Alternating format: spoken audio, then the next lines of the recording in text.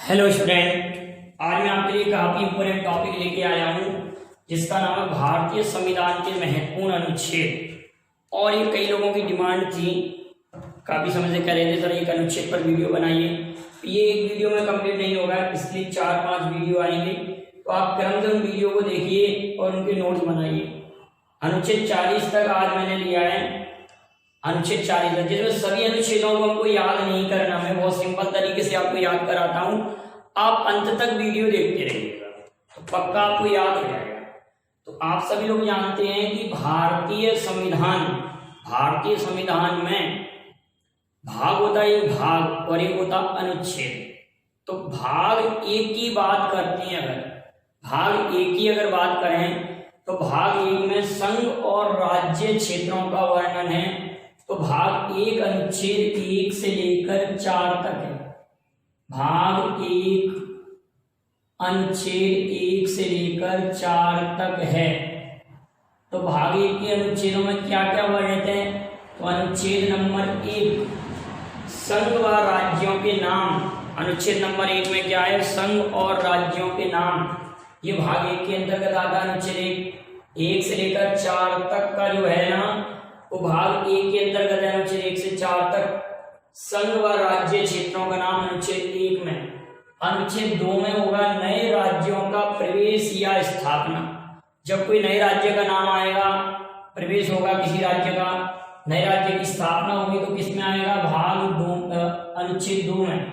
अनुच्छेद 2 में नए राज्यों का निर्माण और वर्तमान राज्यों के क्षेत्र सीमाओं का नाम और परिवर्तन। जैसे हमने जम्मू कश्मीर को राज्य को परिवर्तित किया था, केंद्र शासित प्रदेश रखा, तो उसकी जो सीमाएं आएंगी उसका वर्णन किसमें होगा? अनुच्छेद नंबर 3 में। अनुच्छेद 4 में पहली और चौथी अनुसूची। जब हम पहली और चौथी अनुसूची आपको पढ़ाएंगे, जब हम अनुच्छेद 4 की चर्चा करेंगे, पहली और चौथी अनुसूची की बात हो रही है। फर्स्ट और चौथी अनुसूची में संशोधन जो हुआ है वो अनुच्छेद 4 में आया। तो चारों बातें क्लियर हो गई होंगी, जिसमें आपको याद करना है केवल अनुच्छेद 1। जो याद करने वाली बात है अनुच्छेद 1 है। और अनुच्छेद 1 से लेकर 4 तक भाग 1 में वर्णन है। भाग 1 में अनुच्छेद 1 से लेकर 4 तक ये 2 बातें याद रखनी है। तो भाग 1 में क्या है? संघ और राज्यों का वर्णन है। और अनुच्छेद 1 में भी क्या? संघ और राज्य क्षेत्रों का वर्णन है। अब बात आएगी कि भाग 2। भाग 2 आएगा आपका 5 से 11 तक। भाग 2 आएगा 5 से 11 तक, जिसमें नागरिकता का वर्णन है। भारतीय संविधान में जो नागरिकता ली गई है वो ब्रिटेन के संविधान से नागरिकता ली है। भारतीय संविधान की जो नागरिकता है वो हमने ब्रिटेन के संविधान से ली है। और नागरिकता ली 1955 में पेश हुआ था। तो हम देखते हैं अनुच्छेद 5 में क्या वर्णित है? संविधान जब प्रारंभ हुआ था, संविधान के प्रारंभ पर नागरिकता। अब ध्यान रखना, आर्टिकल नंबर 5 में क्या लिखा है? संविधान के प्रारंभ पर नागरिकता। अनुच्छेद 6 में क्या है? पाकिस्तान से भारत को प्रव्रजन करने वाले, प्रव्रजन मतलब आने वाले, पाकिस्तान से भारत को प्रव्रजन करने वाले कुछ व्यक्तियों की नागरिकता के अधिकार के बारे में वर्णन है। और अनुच्छेद 7 में क्या है? पाकिस्तान को प्रव्रजन करने वाले कुछ व्यक्तियों की नागरिकता के बारे में, दोनों में याद रखना। इसमें पाकिस्तान से भारत वापस आए अनुच्छेद 6 में, और यहाँ पर पाकिस्तान को गए हैं भारत से, उनकी नागरिकता के बारे में वर्णन है 6 और 7। फिर हमने अगले अनुच्छेद नहीं लिए जो काम के नहीं थे, इंपोर्टेंट नहीं थे आपके लिए। अब 5 से 11 में क्या है? संसद द्वारा नागरिकता के अधिकार का विधि द्वारा विनियमन किया जाना। मतलब नागरिकता के बारे में कोई कानून अगर बनाएगा, क्वेश्चन यहाँ से बनेगा कि नागरिकता के बारे में अगर कोई कानून बनाएगा, नागरिकता पर अगर कोई कानून बनेगा, तो उस कानून के में सर्वा कौन होगा? संसद। सिटीजनशिप पर जो भी कानून आएगा वो संसद के द्वारा बनाया जाएगा। तो यहाँ पर यही बात लिखी हुई है, संसद द्वारा नागरिकता के अधिकार का विधि द्वारा विनियमन किया जाना। अनुच्छेद 11। अब बात आती है कि भाग 3 कहां से कहां तक है? भाग 3 12 से 35 तक है। भाग 3 12 से 35, 36 नहीं बेटा, भाग 3 12 से 35 तक है, जिसमें क्या है मौलिक अधिकार। मौलिक अधिकारों की अगर बात करते हैं तो भारतीय संविधान में जो मौलिक अधिकार लिए गए हैं अमेरिका के संविधान से, इस पर भी एक मैंने वीडियो बनाया है कि किस देश से हमने क्या लिया है, किस देश से हमने क्या लिया है, इस पर भी एक सेपरेट वीडियो मैंने बनाया है। जैसे कि मैंने आपसे पूछा था कि एंग्लो इंडियन की नियुक्ति या कला विज्ञान साहित्य समाज सेवा के क्षेत्र में जो लोग चुने जाते हैं, मनोनयन किए जाते हैं, उनके बारे में किस संविधान से लिया गया, ये सब के बारे में चर्चा की है, तो आप उस वीडियो को भी देख लीजिएगा। क्लियर है ना बेटा। एंग्लो इंडियन के बारे में तो मैं पढ़ाऊंगा आपको, अलग से एक सेपरेट वीडियो बनाऊंगा कि किस आर्टिकल के तहत उनको रखा गया। जैसे 366(2) में उनको उनकी परिभाषा दी एंग्लो इंडियन की, और 104वां संशोधन क्या था, संशोधन नंबर 104 क्या था, जिसमें एंग्लो इंडियन को चुनने की बात को मना कर दिया गया, एंग्लो इंडियन नहीं चुने जाएंगे। क्या संशोधन हुआ उसके बारे में चर्चा करेंगे हम। अब बात आती है परिभाषा। अनुच्छेद 12 में क्या परिभाषा दी है, तो आप कहेंगे अनुच्छेद 12 में एक परिभाषा दी है किसकी, मौलिक अधिकारों की, कि मौलिक अधिकार क्या होते हैं। ठीक है, मौलिक अधिकार संविधान द्वारा किसी देश के नागरिक को दिए जाते हैं। मौलिक अधिकार संविधान द्वारा किसी देश के नागरिक को दिए जाते हैं, और मानव अधिकार पूरे विश्व स्तर पर होते हैं। मौलिक अधिकार और मानव अधिकार में यही अंतर होता है कि मौलिक अधिकार किसी संविधान द्वारा उस देश के नागरिक को प्राप्त होते हैं, और मानव अधिकार क्या होते हैं, पूरे विश्व स्तर पर होते हैं, जो विश्व के किसी भी नागरिक को जीवन जीने की दशाओं के लिए जो आवश्यक अधिकार होते हैं वो मानव अधिकार होते हैं, ह्यूमन राइट्स जिनको कहते हैं। ये हमारे फंडामेंटल राइट, मूलभूत अधिकार। तो किस देश के संविधान से लिए गए हैं, तो आप कहेंगे अमेरिका के संविधान से। इसमें परिभाषा दी गई है अनुच्छेद 14 में विधि के समक्ष समता का अधिकार है। अनुच्छेद 14 में विधि के समक्ष समता माने सभी समान है कानून के समक्ष। अनुच्छेद 15 धर्म, मूल वंश, जाति, लिंग, धर्म, मूल वंश, जाति, लिंग या जन्म के आधार पर किसी के साथ भेदभाव नहीं किया जाएगा, मतलब विभेद का प्रतिषेध, ये अनुच्छेद 15 में है। लेकिन आप ये कहेंगे कि सर आरक्षण क्यों दिया जाता है, तो संविधान में एक शब्द जुड़ा हुआ कतिपय प्रतिबंधों के साथ।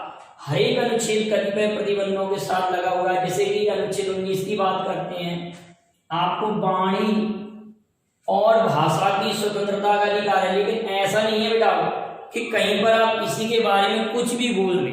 वाणी भाषा की स्वतंत्रता का अधिकार का अर्थ ये नहीं है कि कहीं पर भी आप किसी के बारे में कुछ भी बोल दें, ऐसा नहीं है। वाणी भाषा की स्वतंत्रता का अधिकार अगर है तो हम किसी के बारे में कहीं पर कुछ बोल नहीं सकते, कुछ मर्यादित शब्दों को बोलने की परमिशन होती है।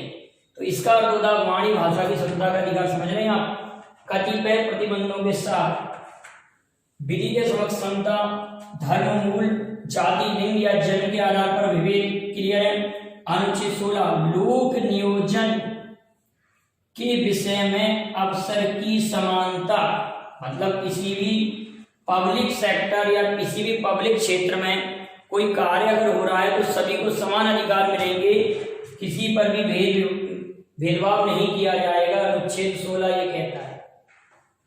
अनुच्छेद 17 काफी इंपोर्टेंट है। अस्पृश्यता का अंत, अस्पृश्यता, अनटचेबिलिटी का अंत, अस्पृश्यता का अंत अनुच्छेद 17 में वर्णित है। अनुच्छेद 18 में उपाधियों का अंत, उपाधियों का अंत से आप समझ रहे होंगे उपाधियों का अंत क्या है कि उस समय प्राचीन समय में किसी कोई भी उपाधि धारण कर लेता था तो उन उपाधियों का अंत, और किसी भी व्यक्ति को कोई विशेष उपाधि नहीं दी जाएगी शैक्षणिक उपाधियों के अलावा। क्लियर है ना बेटा। उपाधियों का अंत, वाक्य स्वतंत्रता माने वाणी भाषा की स्वतंत्रता, विषयक संबंधी अधिकार अनुच्छेद 19 में दिए गए हैं। आप समझ रहे हैं, मैंने संवैधानिक लैंग्वेज ही लिखी है जो उसमें लिखी हुई है। आपको वाणी भाषा की स्वतंत्रता याद रखना। अनुच्छेद 19A इसमें प्रेस की स्वतंत्रता समाहित है। अनुच्छेद 20 अपराधों के लिए दोष सिद्धि के संबंध में संरक्षण, अपराधों के लिए दोष सिद्धि के संबंध में संरक्षण अनुच्छेद 20 में है। अनुच्छेद 21 में प्राण एवं दहेज स्वतंत्रता स्वतंत्रता का संरक्षण है। प्राण एवं दैहिक स्वतंत्रता अनुच्छेद 21 में है। अनुच्छेद 23 में मानव के दुर्व्यापार और बलात्श्रम का प्रतिषेध। मानव के दुर्व्यापार और बलात्श्रम माने किसी भी मानव का व्यापार नहीं किया जाएगा और जबरदस्ती उससे कोई श्रमिक कार्य नहीं कराया जाएगा, अनुच्छेद 23 के तहत। ठीक है। कारखानों में बालकों के नियोजन का प्रतिषेध, मतलब किसी भी कारखाने में किसी बालक को मजदूरी पर नहीं रखा जाएगा, अनुच्छेद 24 कहता है। अनुच्छेद 24 कहता है। क्लियर बेटा। अनुच्छेद 25 अंतःकरण और धर्म के अबाध रूप से मानने का आचरण और प्रचार की स्वतंत्रता। मतलब देखिए इसका मतलब क्या है कि धार्मिक स्वतंत्रता का अधिकार के अंतर्गत आप किसी भी अंतःकरण और धर्म की अबाध रूप से मानने की स्वतंत्रता। इसका मतलब क्या है, आप किसी भी धर्म को मान सकते हैं और किसी भी धार्मिक रीति रिवाज को मान सकते हैं। इसमें देश या संविधान के मामले में आप स्वतंत्र हैं। आप पर कोई आरोप नहीं लगाया जाएगा कि आप ऐसा क्यों कर रहे हैं। ठीक है ना। लेकिन ऐसा नहीं है कि किसी की अन्य की धार्मिक भावना को ठेस नहीं पहुंचा सकते। इसमें कतिपय प्रतिबंधों में ही है। ठीक है ना बेटा। अनुच्छेद 26 धार्मिक कार्यों के प्रबंध की स्वतंत्रता। जैसे कोई धार्मिक अनुष्ठान हो रहा है तो उसके मैनेजमेंट की स्वतंत्रता है। जैसे हम लोग कोई भी प्रोग्राम करते हैं तो हम परमिशन लेके आते हैं ना कलेक्टर एसपी वगैरह से कि हम ऐसा जुलूस निकाल रहे हैं या ऐसा धार्मिक अनुष्ठान कर रहे हैं। जैसे नवदुर्गा में पंडाल वगैरह लगते हैं तो उनकी स्वतंत्रता रहती है भी नहीं रहती। लेकिन ऐसा भी नहीं होना चाहिए कि आपने किसी रेलवे प्लेटफॉर्म पर या रेलवे पटरी जहाँ से गुजर रही हो वहां पर कहोगे हम उस स्थान पर लगाएंगे। तो ऐसी स्वतंत्रता भी नहीं है। वहां पर भी कतिपय प्रतिबंधों के साथ है। हर एक अनुच्छेद में कुछ ना कुछ प्रतिबंध हैं। और ऐसा भी नहीं होगा कि आप किसी मस्जिद के पास में या मस्जिद की इमारत में आप कोई मूर्ति वगैरह रख दें, तो ये भी स्वतंत्रता नहीं है। क्यों? वहां पर उसकी भावना को ठेस पहुंचेगा। आप समझ रहे हैं ना एक एक अनुच्छेद का अर्थ। धार्मिक कार्यों के प्रबंध की स्वतंत्रता तो है, लेकिन इतनी स्वतंत्रता नहीं है कि किसी दूसरे की धार्मिक भावनाओं को ठेस पहुंचे। क्लियर ना बेटा। अनुच्छेद 29 अल्पसंख्यक वर्गों के हितों का संरक्षण। अल्पसंख्यक वर्गों के हितों का संरक्षण। अनुच्छेद 29 अनुच्छेद 32 इस भाग द्वारा प्रदत्त अधिकारों को प्रवर्तित कराने के लिए उपचार। ठीक है। अनुच्छेद 32 में क्या है? संवैधानिक उपचारों का अधिकार। अनुच्छेद 32 संवैधानिक उपचारों का अधिकार। यहां पर हम ऐसे लिख सकते हैं संवैधानिक उपचारों का अधिकार। संवैधानिक उपचारों के अधिकारों को प्रवर्तित कराने के लिए उपचार। इसको अनुच्छेद 32 को संवैधानिक उपचारों का अधिकार कहते हैं। और बी आर अम्बेडकर ने अनुच्छेद 32 को भारतीय संविधान की आत्मा कहा। बी आर अम्बेडकर ने भारतीय संविधान की आत्मा कहा इस अनुच्छेद को। अब यहाँ पर यदि यहाँ परिभाषा लिखी है तो ये परिभाषा मौलिक अधिकारों की परिभाषा है।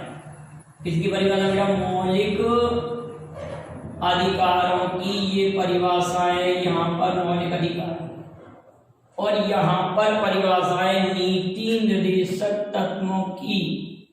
नीति निर्देशक तत्वों की परिभाषा दी है। तो अब हमारा आ रहा अनुच्छेद 4 भाग 4। अनुच्छेद 4 नहीं भाग 4 अनुच्छेद 36 से 51 तक है। 36 में नीति निर्देशक तत्वों की परिभाषा दी है। 38 में राज्य लोक कल्याण की अभिवृद्धि के लिए सामाजिक व्यवस्था बनाएगा। अनुच्छेद 38 में वेरी वेरी इंपोर्टेंट है। लोक कल्याण की अभिवृद्धि के लिए सामाजिक व्यवस्था बनाएगा राज्य, ये अनुच्छेद 38 में। अनुच्छेद 40 में ग्राम पंचायतों के संगठन का आदेश केंद्र सरकार राज्य सरकारों को देगा। तो यहाँ तक हमने अनुच्छेद 40 तक पढ़ा है। जो भी कमेंट में क्वेश्चन पूछे हैं आप उनके जवाब दीजिए। वीडियो पसंद आए लाइक शेयर करेंगे। Thank you very much. जय हिंद, जय भारत। और आप इसका स्क्रीनशॉट ले लेंगे।